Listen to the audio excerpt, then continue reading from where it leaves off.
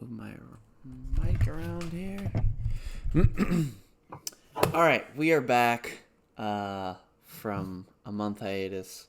This is Trek Live, episode 91. 91. How you doing this morning, Bill? Doing really good. Happy to be back.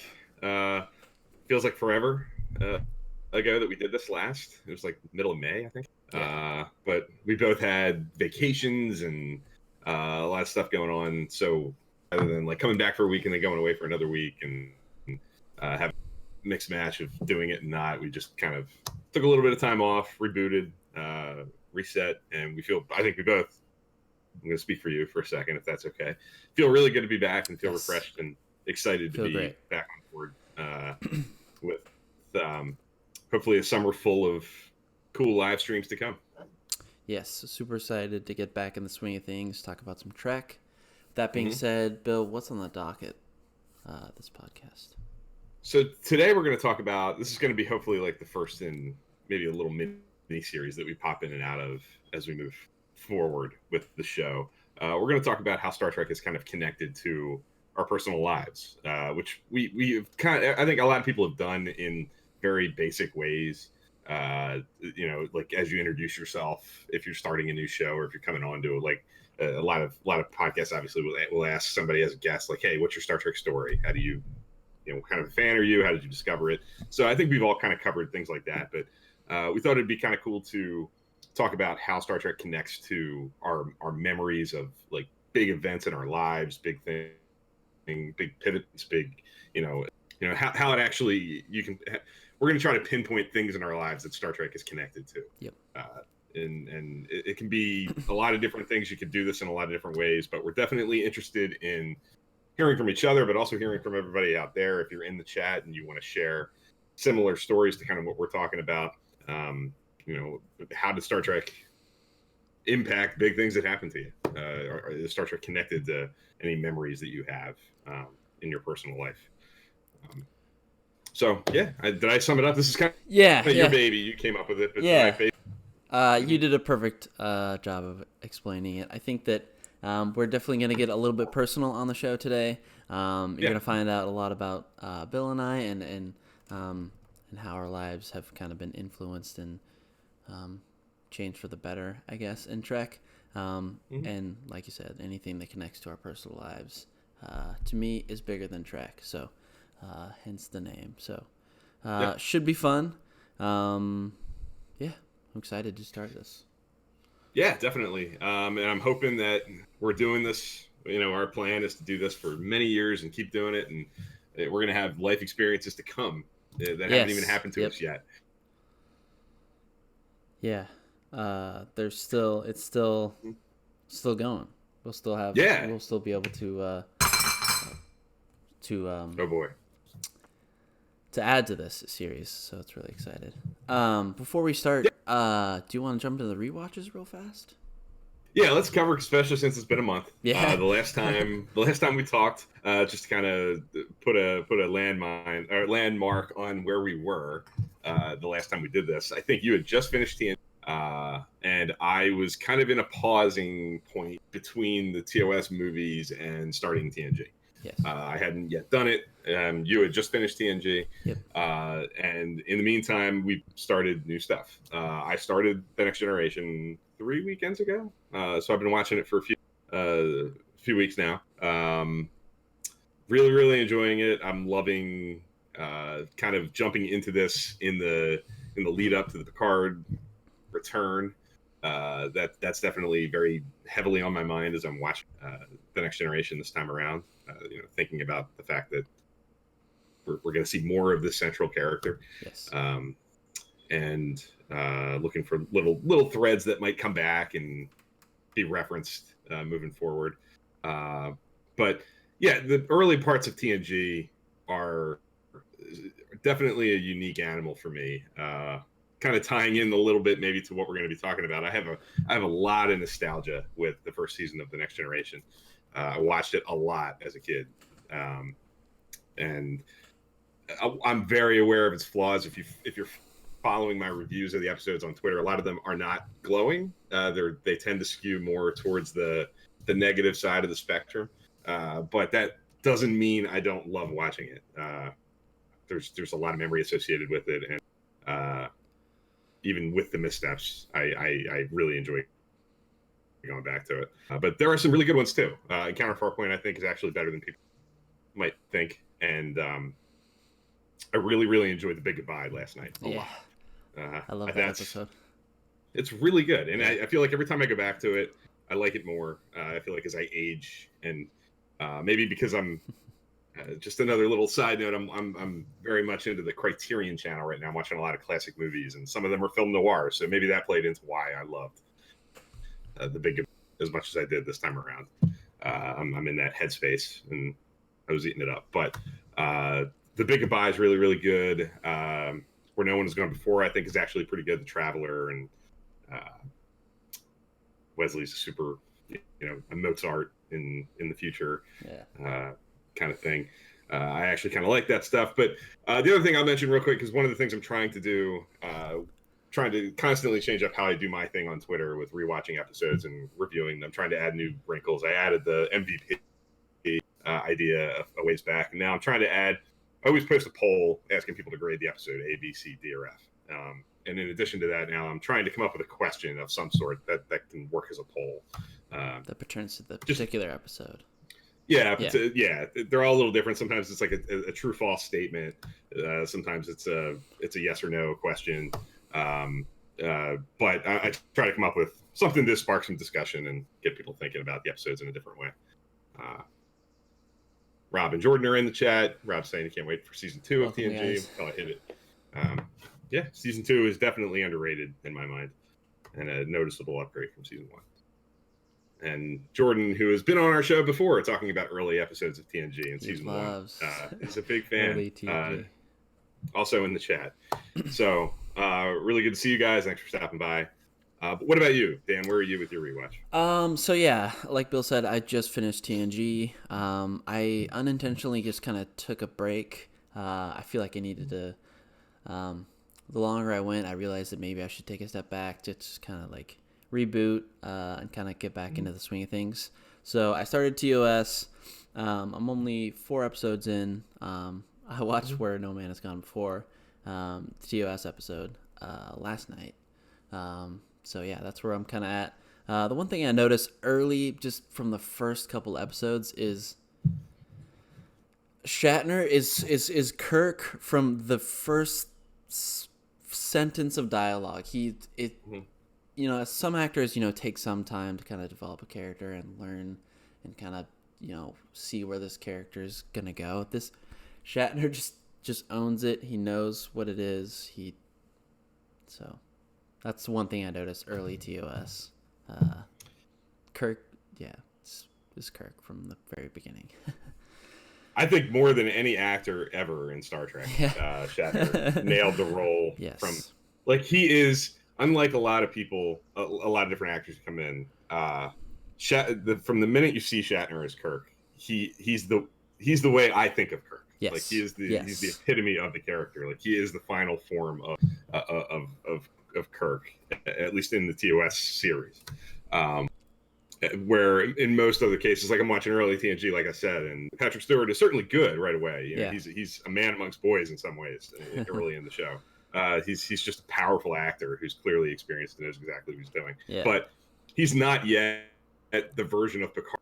When I close my eyes and think about Picard, it's not Encounter at Farpoint or Code of Honor or Lonely Among Us Picard that I think of. It's later on. Mm-hmm. Patrick Stewart's a little bit more. He's got to niche it out a little bit before I think he finally completely nails. And Shatner is the one example I can think of that is kind of hitting the nail on the head from moment one. Yes. Yep.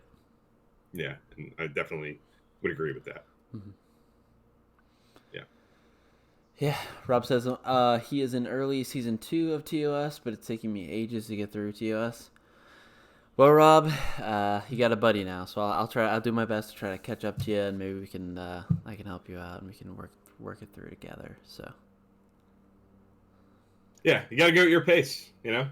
I've done it all kinds of different ways. Sometimes I take forever.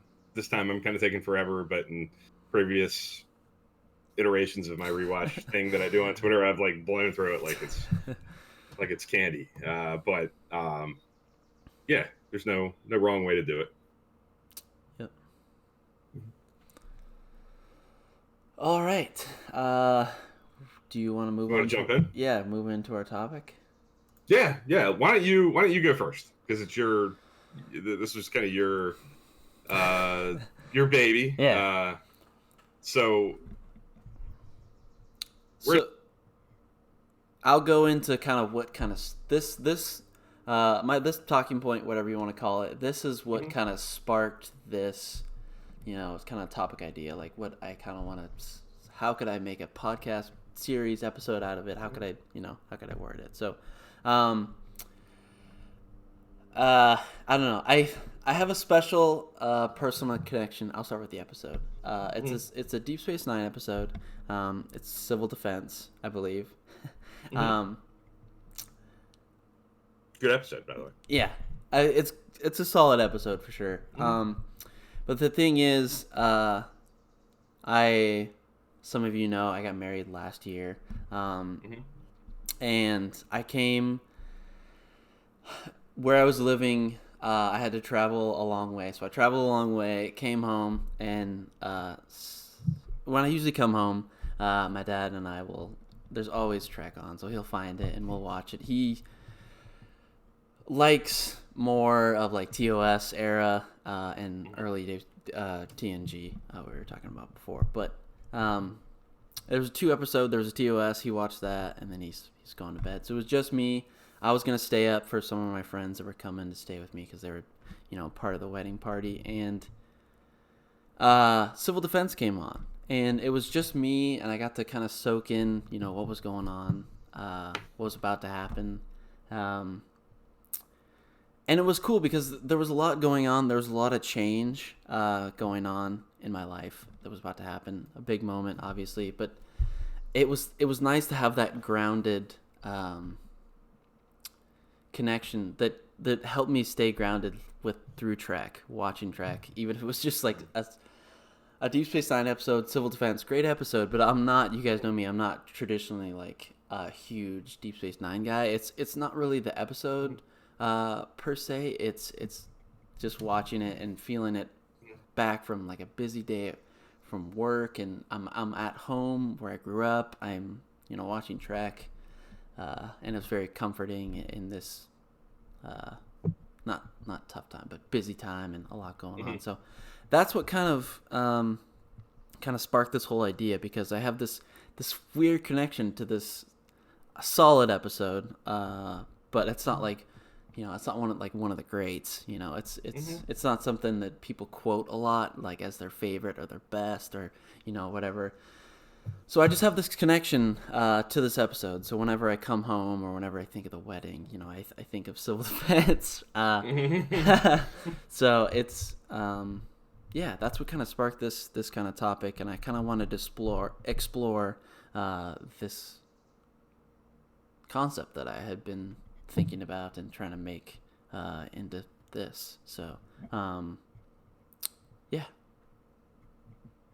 I love that story. I love that. It's like you said, Civil Defense. You could.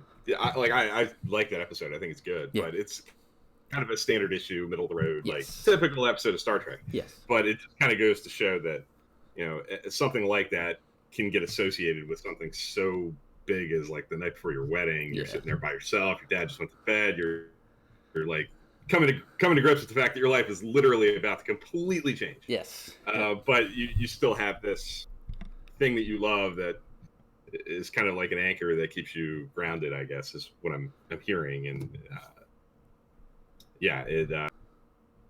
it settled you down at a point when you probably could have used being like something to kind of calm the nerves and like center you a little bit. And I think that's pretty common. I don't have an example in my arsenal here to talk about that goes to that, but I can tell you, if I sat here long enough and just thought back, because I watched a lot of Star Trek in its initial run, and it's associated very much with like growing up, my childhood, and I have memories of certain episodes, like watching them you know, the night they aired, and you know, watching with my dad and my brother, or my dad and my mom, that I totally get what you're saying. There are episodes that I could pull out of my memory and go, I remember where I was, and it might not even be a good episode, but I remember where I was. I remember what I was going through at the time, and I associate these episodes with that things that were happening in my life at the time I was watching. So when you watch them, you kind of like you know, those things come back up. Yeah, absolutely, for sure. So I totally get the feeling, and I'm sure there are episodes and movies that everybody associated with Star Trek can do that with. Yep. Rob saying that there is something comforting about Star Trek. He totally agrees. During turbulent or unsettling times in his life, Star Trek has always just been there, and I couldn't agree more with that. Totally agree. There is in Star Trek Generations, Guinan is talking about the Nexus and is describing it as like a warm blanket that you can wrap yourself up in, and it makes you feel good. And that to me, that's Star Trek. Like, no matter kind of where you are in life, what you're dealing with, Star Trek is always like, if it's your thing, it's going to comfort you no matter what. Especially having things like you just described, like these experiences with it, that just kind of continues to build that feeling. Like that's yet another thing that's going to just build into this comfort you have, these memories of with it.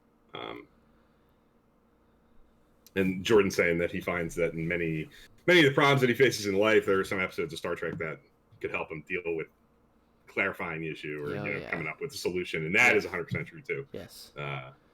What would Picard do is a constant question in my head, in my job and dealing with my friends, things like that. So couldn't agree more with that. So yeah, very cool. Yeah. I guess. Yeah, Bill, what's your first talking point? I guess the first thing that came to mind when we started talking about this, you know me pretty well. I send you a Snapchat picture of myself in a low times a week, right? Two or three times a week. Yes. Where am I when I spend about 2 or 3 times a week? At the movie theater. I'm at the movie theater. I go to the movies a lot. And there's even a Snapchat pose of you. The Bill Man. Constant, right? Yeah. There's a whole group of people that mimic this picture all the time. I get these pictures all the time saying, "Look, I'm you." Yeah. So the movie theater and going to the movies is a huge part of my life, and it's been a huge part of my life for a long time. And I credit all kinds of things for that. I talk about Gladiator being a big point in my life where it kind of opened me up to, you know, movies as a whole, as, you know, filmmaking being a big thing. But the first thing I ever saw in a movie theater was Star Trek 6. I was 4 years old. My dad took me.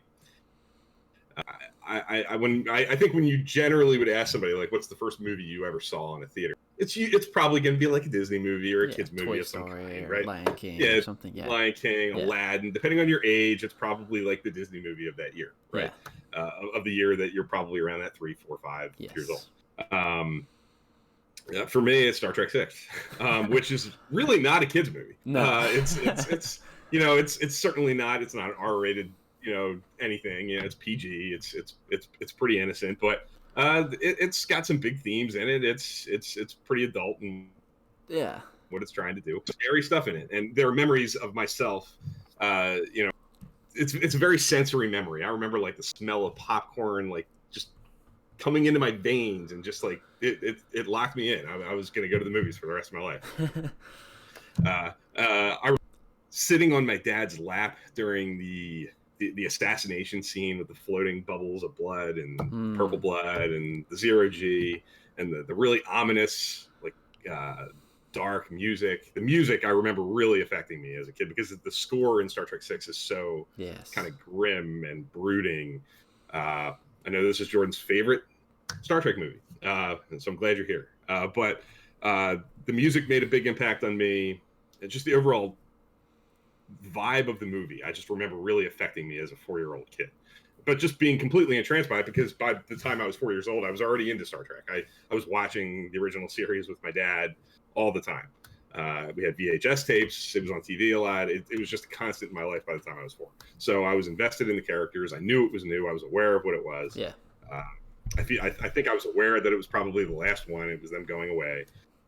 So it's a huge memory for me. I remember going. I remember leaving. I remember the entire experience. And I remember what I felt. I remember what I smelled. I remember the feeling of watching the signatures go on the screen at the very end of the movie. But yeah, it's something that I'll remember for the rest of my life. And I think it put me on a course to have the movie theater kind of be this like stress relief, relaxing thing that I need to do every so often to kind of recenter myself and get what I need. Recalibrate a little bit. Yep. That's half the reason I go. And I think it traces off being 4 years old and seeing Star Trek 6 in the theater. Yeah. What a movie to start off, being baptized into like not just the movie going experience, but the Star Trek, and just I love that story. That's awesome. For sure. And I think like I said, I don't want to emphasize the music too much, but I really do feel like when I think about that movie and I think about sitting in the theater, I feel like if it was a different movie and I don't want to say it would have been me differently, but the music in that movie really, really affected me as a kid. There was just something about it that it unsettled me to the point where I was like clutching to my dad, and like it made me feel more into it, I guess. I don't know. It drew me in. It kept me tense, and 4-year-old me was really shook up by it. But in a I can't take my eyes off it. I love these characters. I love the show. Yeah. I know who these people are. I can't believe I'm watching them like this kind of experience. Yeah. But yeah, the strongest memory for sure of it is sitting on my dad's lap during the assassination. That I was definitely afraid. Yeah. I was probably looking to get me out of here, but thankfully he didn't take me out. I got through it. I think that if it would have been any other movie, it might have been not as impactful. Like let's maybe if you do the Star Trek 5, like it might have not been as impactful. So maybe not. That's a great story. It's a story. This is a story I can't really tell. I'll just go off on a quick little aside because I don't really remember it. I've seen like home movies of myself doing this, but it was Christmas of 1989, so I would have been 2. And they're taping me opening my presents, and the first present I open is a VHS of Star Trek 5, and I was done. My mom had to like open the rest of my presents because all I wanted to do was watch Star Trek 5. I completely had lost interest in everything else that was wrapped, all the toys and stuff, and the only thing I cared about was this VHS tape of Star Trek 5. So maybe it would have had the same impact, maybe not, I don't know, but I do have kind of a weird memory of Star Trek 5 too, at an even earlier age. But the memory of being in the movie theater for Star Trek 6 is definitely one of the like foundational memories of my childhood that kind of shaped who I am to this day. Jordan says best possible movie for a kid to watch, Star Trek 6. There's some big things in there. There's some assassination. There's some blood and gore a little bit. There's dark stuff. Yeah, there is. Rob's first Star Trek film in the cinema was Insurrection. Okay, nice. Yes, Rob. Same with me. The end of Undiscovered Country. I know how many times I've seen it. Yeah, it just happens. Yeah. It definitely has the right chord at the very end of the movie.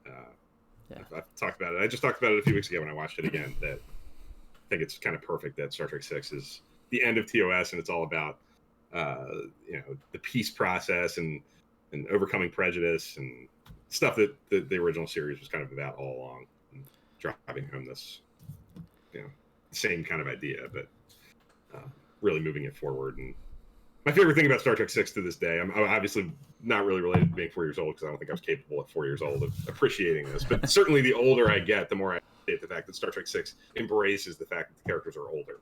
and it makes it a part of the plot.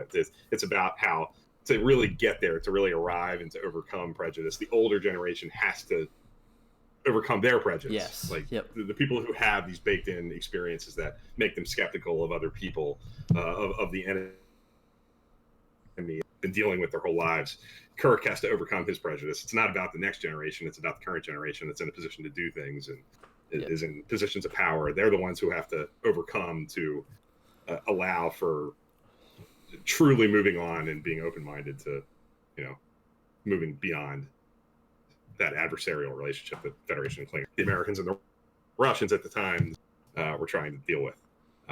I love that it does that, but again, when I was 4, I more appreciated the more superficial, cool elements of the movie, I'm sure. Yeah. Mm. Yep. Yes. Yep. Rob's kind of sharing his before we go into our other experiences.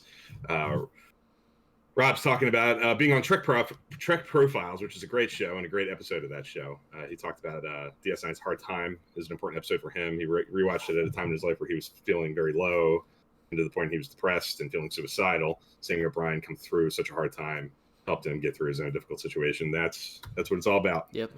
Bigger than Trek. Bigger than Trek. Yep. That's something that you can point back to your whole life, and it's something you're going to associate, with a big pivot point in your life for forever, and that's about as big as it gets. Seeing Chief O'Brien's family and friends rally around him and they care about him, and it helped him reach out for help, and that's freaking awesome, Rob. And yeah, your episode of Trek Profiles, you covered all that really, really well, and more, and everybody should definitely check that out. Go listen to that as soon as we're done. Yes. If you haven't. Yes. Great stuff. Yep. What else do you want to share? What else? All right. Do you have any other memories that you want to? Yeah, I have a few more. I'll talk about Star Trek and visual effects. When I was, in out of high school, that's kind of that's deemed the time of life when you're supposed to figure out what you want to do with your life, which, I don't know. It seems a little bit flawed because your brain's not even done developing. Hey, figure out what you want to do for the rest of your life. So I didn't know what I wanted to do, but I've talked about this before, maybe in a previous episode. But what inspired me to kind of study what I wanted to study in college and the path that I wanted to take was the visual effects in not just Voyager, obviously, but all the series. So I kind of went 2 different strategies with this when trying to figure this out. I really wanted to build starships, and math wasn't really math, and physics and all that weren't really in the cards for me. So I decided to go down a different path where I could create them on the computer and do graphic design. And the second is that I feel like there's a lot of pressures to find a good job that's going to pay well, that's really in demand, and it's tough because I went in the mindset that's okay, maybe I'm in the 24th century where all that doesn't matter. You can do whatever you want, do what you love, and explore what you love. So that's what I kind of how my attitude was going into it. So if you're going through that, that's what I would recommend. I'm not saying that it's sunshine and rainbows out there, but I feel like for me it was easier to be successful at something that I loved to do. And the path that I went down in school allowed me to go explore different facets of graphic design, the visual effects stuff, film, all that stuff. So it's not, when people see that on my resume, it's not just that. It's a whole wide variety of it. So that's kind of what my next talking point is how Star Trek inspired me to the path that I am today. and to me, that's bigger than track. So that's my talking point. I love that goes beyond like a particular episode or a movie. Yeah, it's kind bigger. of the entire philosophy of what it means to live in the 24th century, and the ability to kind of move beyond an economic system that kind of pushes you in a given direction. You have the ability to make decisions without that in mind. You can do what you really want to do, Yep. And do what's going to make you the best person you can be, regardless of societal pressures, and will it pay enough, and is it going to allow you to support a family and do what you need to do in life. Like I love that you were able to take that philosophy and have it in your mind as you were going through that point in your life where you had to make decisions. It found you to a career in a path that kind of allows you to do it, because I know you pretty well. You are doing what you love to do. You're working at a thing that you would be doing if you weren't working at it. Like it's something that if it wasn't your job, it would be a hobby. Yes. To be kind of dabbling in the things that you enjoy doing. Yep. Which is something that we should all, I think, aspire to be able to do. I think if you can do a job that you actually like, and it's something that you aren't having to force yourself to do, you're gonna live a happier life. Yes. And that's admirable for sure. And I love that Star Trek played a part in allowing you. Jordan says he feels this, as he gets older and looks back on episodes, different things reach out to him. Episodes touching on Picard's sacrifice in his social life in some ways to advance his career sticks out to him, since he's navigating that portion of his life socially and career-wise as well. Rob's saying that's interesting. Hoping he manages to find that balance and hopefully come to the poker table at the end like Picard does. That's great. Well said. Yes. Love that little exchange there. Definitely really cool. Yeah. Yeah. Yep. Yeah. Bill, do you have any more? Yeah. The second one I'll share is kind of like yours. It really doesn't have to do with the episodes per se. But I've talked about this before. I kind of just did. Star Trek kind of being there my whole life. Next Generation premiered in 87. I was born in 87. My entire school life, elementary school, middle school, high school, Star Trek was an every week thing for the vast majority of that time. Enterprise was on during my 4 years of high school. So I distinctly remember Enterprise going away, finding out that it was being canceled and that it was gonna be over. And I remember the last night that Enterprise was on television was May 14th, 2005. They showed 2 episodes. There's Terra Prime and These Are the Voyages, which is one great one and one really not good one. Man. But that's beside the point. What's more memorable to me is that was as close to a pivot point in my life as there ever has been. My senior prom was that week. I was graduating high school within a couple of weeks of that night, 3 weeks of that night, I think. Mm-hmm. I had just gotten promoted at the movie theater. I was changing locations. I was going into the job that was going to pretty much be my life, 7 years.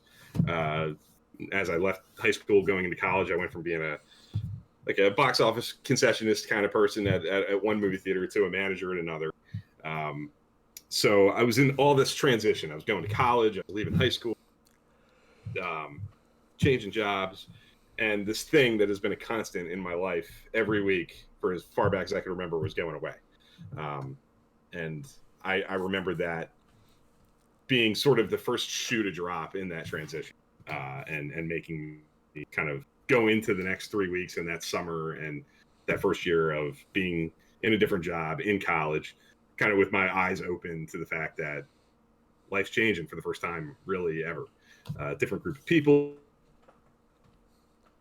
different situation, to make the same kinds of decisions that you were just talking about. Go in life. What do I want to do? What do I want my life to look like? And I had to do it without this thing that was kind of guiding me the whole time. But at the same time, I feel like it almost, I don't want to say it was a good thing that it stopped, but it stopped kind of put like a final bow on it to some extent. Yeah. And because it was final and it was done, it forced me to kind of keep going back to it and revisiting it and watching it over again because it wasn't newly coming on all the time. So that's kind of where I'd be lying if I said it started the rewatch obsession, because it didn't. I was rewatching stuff going back further than that, for sure. I had VHS tapes that I was constantly rewatching. But I do pattern of doing, because it was over and it was the set group of shows and episodes that wasn't changing anymore. It was done. It was beginning, middle, and an end. It allowed me to kind of go back to it in a more cohesive whole way. I would start at the beginning and work my way through it as a whole kind of saga. And it continued to help guide me into college but in a slightly different way, because it wasn't still evolving and new episodes every week. It was this old thing that was allowing me to tap into memories and nostalgia and things that I associate watching these episodes for the first time, but also finding new meanings in them and new things that were guiding me, because I was at a new point in my life and, trying to be a manager for the first time as a young person, 19, 20, like having responsibilities to supervise people, point people in the right direction, and give advice and make sure people were doing the right thing. Having people like Picard and Cisco and Janeway and Kirk, Archer in my brain as I was doing those things was a big deal. And I think it ending when it did maybe put a stamp on how big of a factor it was in those 5 years. That was pretty lasting.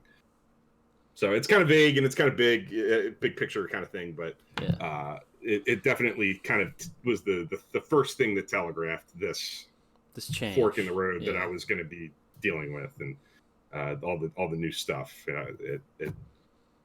It kind of prepared me for it in a weird way. Yeah. No, it's a great story. It's I can definitely attest to not. In change, like I feel like we do need these things like Star Trek and like our family and friends, like Rob said, to kind of help us kind of get through not tough times, but big moments in our lives. And I think that it's cool that Star Trek kind of plays a part in all that. So yeah, I couldn't agree more. Yeah.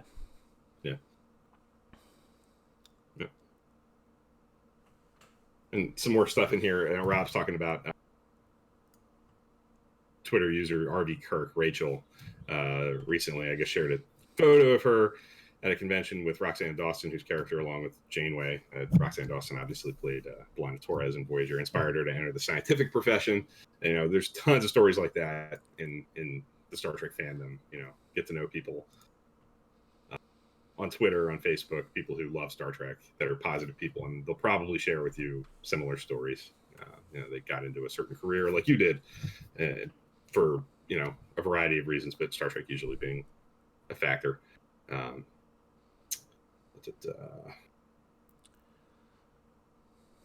Rob also says that DS9's Dominion War arc stands out to him. I think for him and his dad to watch avidly together, and he remembers how excited they were sitting down to watch each episode. Love that you guys can connect over something like Star Trek. That's awesome, Rob. And he says that his relationship with his dad is unfortunately kind of broken down since then, but it's a memory that he can hold on to as a positive thing that he can go back to and remember when it wasn't that way. That's what it's all about. It really is. It's when you have it in your life for that long of a period of time. It's and you watch it like people who are sitting here talking about Star Trek on YouTube or coming to a YouTube stream to watch people talk about Star Trek probably do. It's gonna in your life pinpoint it in the way that we're kind of talking about it. So definitely love hearing stories like that. Yeah. Yep. Let's see. What are we at? I got 2 more. Cool. Yeah, please. Do you want me to just rapid fire like quickly, or do you have more that you want to talk about? I have a couple like rapid fire ones that I don't have a whole lot of detail to go into, but I could certainly, do a couple more. Yeah. I'll do my just two quick ones. I think it works out perfectly because with Bill's, he with his turning fork in the road story.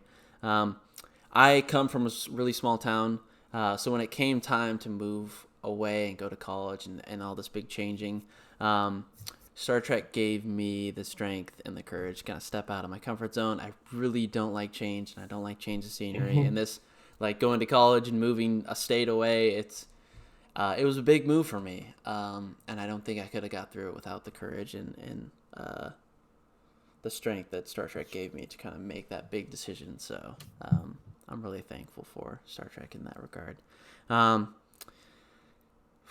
Fourthly, and lastly, maybe I should end with this. I don't want to like tear up or anything, but this platform that we've created together, this Trek Live. Star Trek brought us all together, brought Jordan, brought Rob, and brought all of us together to have like such a great community where we can come and talk about Star Trek and whatever we want. To me, it's bigger than Trek because I consider all of you guys friends, and I don't know. Well, I'll piggyback off that. Yeah, I'll piggyback off that and just kind of talk. I can't pinpoint it to a specific event or a movie or an episode or anything, kind of like you did. Yeah, within the last handful of years, live being on Twitter, Twitter has its ups and downs for sure. We see that all the time. There are good days when it comes to social media and connecting with people, and it's not all sunshine and rainbows, as you said, but the positives certainly outweigh the negatives. The number of people that I've gotten to meet through this thing, Star Trek, has re-energized my love for it in a way that I didn't even realize I needed. I've said that before too. Getting to meet people like you, Dan. Getting to do something like this, which I never thought in my life I would ever, be on camera talking. It just wasn't something that occurred to me until I talked to you about it. So I appreciate you for kind of forcing me out of my comfort zone to do something different. So you're a huge part of that. People like Jordan, who's here, people like Rob, who's here, people like Adam, who's not. People, there's I've had good conversations with and gotten to know that I wouldn't if it wasn't for Star Trek. If there wasn't this thing that a lot of people loved, and there wasn't a mechanism to connect those people that live all over the world. People like Rob who live on a different continent, across an ocean, and you might as well, Dan. You're on the other side of the continent. You're probably you're far away too. I've gotten to meet Jordan. I've actually gotten to drink a beer with Jordan in a different state. I go on vacation in the area that right around the same part of the country that Jordan. So there are people I've met in my real life that I wouldn't have met otherwise. So it's been really good on that level. And as technology's gotten better and social media and things like that, it's increased the ability to do that. So that's probably the best thing that it's ever done. Star Trek is that it's connected me with other people for a big chunk of all that time. I was talking about Star Trek being this thing in my life. Going back to when I was a really young kid, it was a thing that was just kind of me. I kept it to myself a lot of the time. I didn't share it with people. It was this thing that I had at my house that it was like the safe thing that I protected, and I didn't share it with people like at school. Like there were friends who knew me really well that didn't know how important Star Trek was to me, which I kind of regret. Same. But I very much kept it bottled in. So getting the opportunity over time to not have it just be this thing that I share, but now I have this big group of people that I can talk about it with, and I can do things like this with, is awesome, and that's great. Yeah, one of the best things about Star Trek is being able to share your fandom and like be a part of this community. So, yeah, yep. Yeah, it's great. Yeah. That's the end game. I mean, like the love of the mechanics of the show and what the show does, all the things that it gives us, is all really important and really key. But I don't think we'd be coming back to it if it didn't offer all these other really good things as well. I think, like I said, I think it re-energized my love for it in a way I didn't think I even needed. Like I love it more now than I did, because of meeting people like you in this way and sitting down at a bar in Orlando at Disney World with somebody like Jordan and getting to talk about Star Trek 6 and stuff like that. I'm sure I would still love Star Trek and it would still be a big deal, but Jordan puts it pretty well. Who would you have to talk Star Trek with? No one really. Pete, maybe. I don't know. Pete, yeah, you can talk to Pete about it. He wouldn't have much to say, but he would listen to you for sure. Sometimes, but it's certainly thing, but... that can be. It expanding that sphere of influence is the best thing it can do. Yeah. Do you want to end on that, or do you want to rapid fire a few more? I think I want to end on that. There are a couple other ones that I could talk about like that. I think that's the way to end it, because that's kind of the big picture. And I'm sure, like we said, there are going to be things that come up in our lives down the road where I'm sure we'll double and talk about other things, maybe things that haven't even happened in our lives, which is the cool thing about this topic. It's something that's ever evolving, and we're both. I like to think of myself as pretty young. You're definitely very young. So we have a lot of life experience to go. And Star Trek's going to factor into a lot of them, either directly or indirectly. And we'll be here to talk about it. Yep, exactly. Bill, you had a research project that you kind of wanted to talk about. If you want to kind of transition to kind of ending the show a little bit. I'm sure the guys who are here, maybe not Jordan, I don't know. You're very, very busy right now with being out of state and dealing with, beginning medical school and all that stuff. But if you're not aware, this is good. You're here to hear about it. But Alex Kurtzman gave a big interview within the last couple days and kind of gave an update on all kinds of Star Trek stuff. So we wanted to kind of touch base on some of those things. We've been away for a month, so it kind of felt like that. It was touching on all these different points in production. On my little bullet point thing here, he's talking about Picard being well into production and moving along on a clip. Discovery, he said, starts shooting within, I think, this month or next month, like within the next couple of months. He talked about so Discovery season 3. He said it's further along at in the timeline than season 2 was. Like moving quicker on season 3 than they were with season 2. Hopefully less behind the scenes drama this time for once. No showrunner changes, no big changes in on the production staff. It's a smooth production for a change. Yes.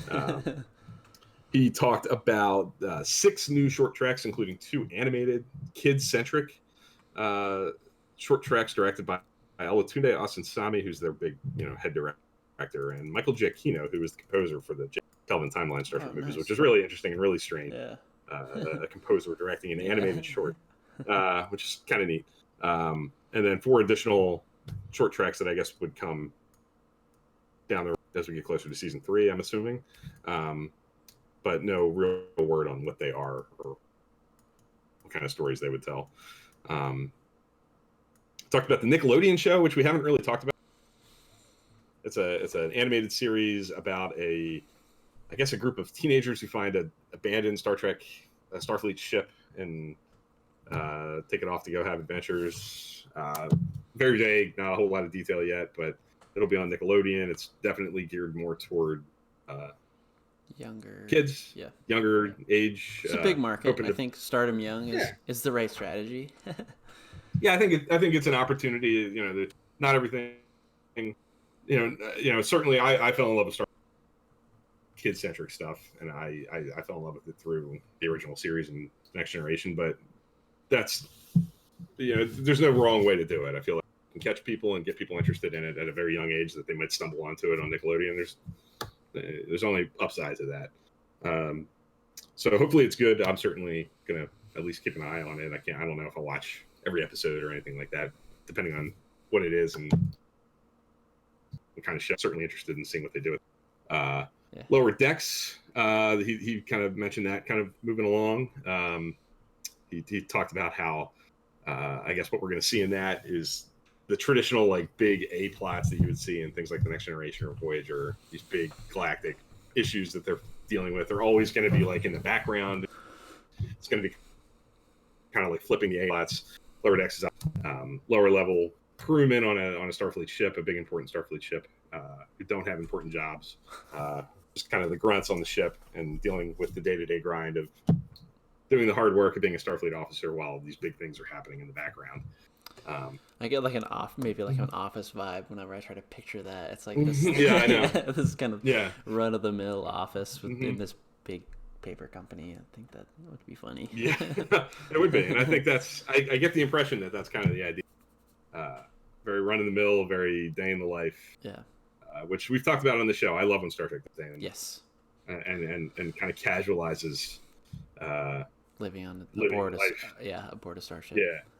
So I'm kind of hoping that there's an opportunity there to have some fun and do some good stuff. He talked about Section 31 show, which we haven't heard a whole lot about. We just kind of been quiet.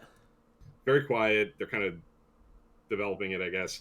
But he said it's aiming to go into production immediately after season 3 of Discovery. So they're I guess hit the ground getting ready running. to go on that. Yeah, hit the ground running. And then he acknowledged that they're thinking about ways to do something with Pike, Spock, and Number One on the Enterprise, which could be anything. I suspect my guess would be if they do something, it won't be a series. That's my just gut guess. Short track maybe, or a mini series. Or a movie, like a TV movie kind of thing, like a Netflix movie kind of deal, but on CBS All Access, that kind of idea. Yeah. I'd be surprised if they were able to convince everybody to do a full-on show, or if they want to even do that. If the show wants to do that, if CBS wants to do it, but it does sound like they're trying to come up with something to use those characters and do something there. Yeah, because it says with 30,000 people signing that doc. Whew. Yeah, that's a lot of signatures. Did that have something to do with it? Maybe. I'm sure they took notice to the fact I'm sure they've known all along since season 2 began how much people responded to the Pike character, and by the end of the season, I think people really liked Ethan Peck and Rebecca Romaine. I think just the whole vibe of that was working on a whole lot of people and aware of the positive. And yeah, the signature of that size is, a petition of that size, kind of hard to avoid. That's it's very much there. Jordan's saying that he's going to want to cover the human cost of when the Borg ripped out that section of the saucer section of the Enterprise D. Stuff like that. Yeah. When some sort of like major disaster happens and they're in the middle of a crisis and you're dealing with the senior officers who have to kind of keep their eye on the ball and keep moving through the crisis, and then the episode ends. I think it'd be cool to have like the grunt guys deal with cleaning up the mess after that and dealing with the human, response to something disastrous like that happening. The aftermath of something big like that. Yeah, it would be fun to explore. Yeah, it's a different take on that. I think there's an opportunity there. Yeah. Yep. Jordan's got to run. He says he's got to head out. Thanks for choosing this topic. It was awesome to talk to everybody. Great to see you, Jordan. Yeah, good to see you, Jordan. Appreciate you stopping out. And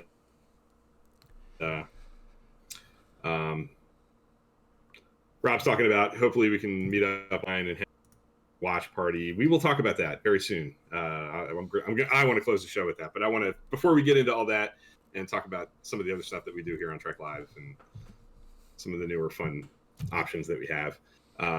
What do you take away from the Kurtzman interview? Like, are there story things that you're more interested than others? What pops to you? I think just him doing this in general. I feel like there was a bunch of rumors around, is what's canceled, what's going, and they got a lot going on, and I think that he kind of has to address that because they have a lot going on. They gotta touch on a lot of stuff. what I take away is I think he's the perfect man for the job, for this Rick Berman. I think he's doing a great job of kind of steering Star Trek in the right direction. Not just multiple different. He has multiple different shows, but they're going in kind of all kind of different directions, which I think that's kind of cool to see happen as the Star Trek universe gets filled up with different shows and have us explore different things in the Star Trek universe. So, I think it's fine. Obviously, I want more, but I think he's kind of. It's reassuring to see someone like that and not, see something, see a scandal in the news. You see the showrunner. I mean, I guess like the head honcho. I guess kind of showing the roadmap. So. Mm-hmm. Yeah, I it's a controversial thing to say in some circles that you like Alex Kurtzman, but I like Alex Kurtzman.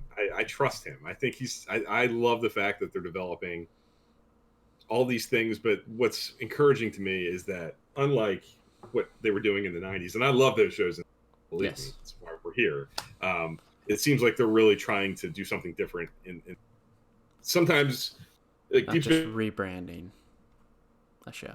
Space Nine Voyager and pulling the same ingredient and changing it up a little bit, but kind of delivering on a formula level that people can predict what's coming. He seems to be trying to veer away from that, probably on good. It's probably a good idea to do that. I think some of the burnout that happened with ratings coming down on Star Trek in the 90s came from that. It became predictable. And if you weren't completely baked into loving it and living and dying with it, it was old news by a certain point. And I think doing it this way, where each show is a completely different thing, and resisting the temptation to kind of rebrand and just do the same thing over and over again, will keep it fresh and hopefully keep people engaged and excited for new stuff, because you never quite know what's coming. Doing things like Lower Decks and doing things like the Picard show, which is going to be different than Discovery. Yeah. Section 31, I think it keeps it interesting, and it challenges them to be different and not fall into the traps that when you hear Brandon Braga, Joe Menosky or whoever talking writing Star Trek in the 90s and the early 2000s, the constant battle to not fall into the rhythm of this is what we do on Star Trek, trying to find ways to do it new while still kind of fitting into the formula was a challenge for them, and it burned them out, and it was a constant battle that they had to fight, and doing it this way keeps people from falling into those habits. I think. So I'm excited about the direction that this is the way they're going, and I have no reason not to trust him at this point, because I've liked what he's done so far. Yes. So, yeah. Yep. I guess we'll start wrapping it up.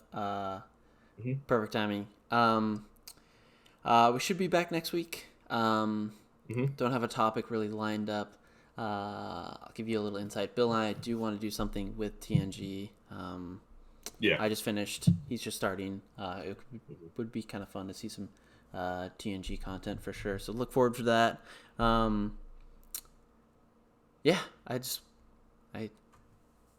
excited to be back. Me too. I think this was a great first topic to be back. I'm super energized, super excited to jump into my rewatch and into Trek Live content. So, yep. Kind of real quick, the last thing I want to say, kind of alluding to what Rob's talking about in the chat here, having an online meetup, hang out, watch party, talk Trek, trivia games. We do that.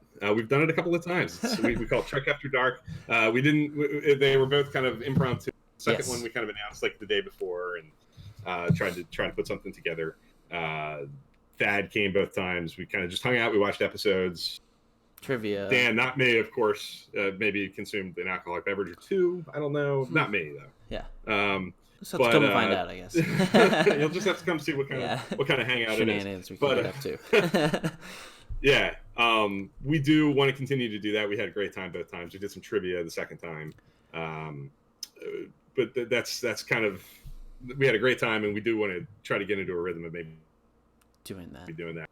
Yeah, and doing a better job of picking it early yes. on and pushing it and allowing people to plan around it, so that people like you, Rob, or Jordan, who's not here anymore, but would be down to hang out like that, have an opportunity to like put it on their calendar and kind of have it in their mind to try to plan around it. So look for that. We're hoping to talk about it, maybe pick a weekend here pretty soon and announce it, and try to get people on board for it. Mm-hmm. But I can assure you, we had a great time before. It was on a much smaller scale than we hope to grow into at some point with a good group. But it's a good time, and be on the lookout on our Twitter, and Facebook and Instagram. For me, you can find me on Instagram as well, TrickFan4387, all that fun stuff. And we'll push all that out when we have it available. Yep. So. All right, guys, that's been episode 91. We'll be back next week, like I said. Thanks for watching. Yep, thanks.